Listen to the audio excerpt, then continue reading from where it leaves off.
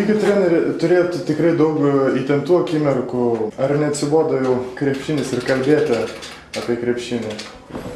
Krepšinis neatsibodo, kalbėti tai jau taip, iš tikrųjų. Kas dabar jums atmintyje šmėžoje iš ryškiausių prisiminimų būtent šito pasaulio čempionato?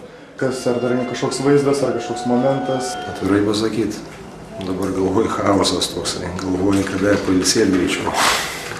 O šiaip įspūdinga viskas, turbūt reikia laiko, kad susidėliotų. Daug akimirkų, daug svarbių, daug gražių šito čempionato, daug džiugių. Ir aišku, tai įspūdinga minia ir tai, kas darėsi Lietuvoje, kai mes atvažiavome. O dabar legendinis mes už!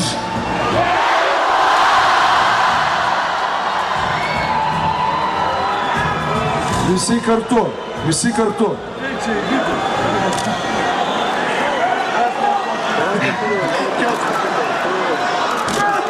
Lietuva! Labai!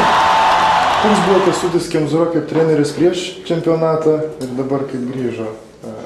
Kas pasikeitė jūsų viduje? Ar vyko kažkoks pokytis?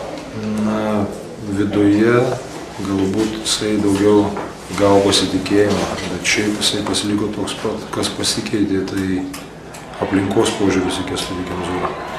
Gero sezono, sveikatos, ko reikia ir ačiū už visiems už palaikymą. Parašysiu tai, ką mes visada šaukiam.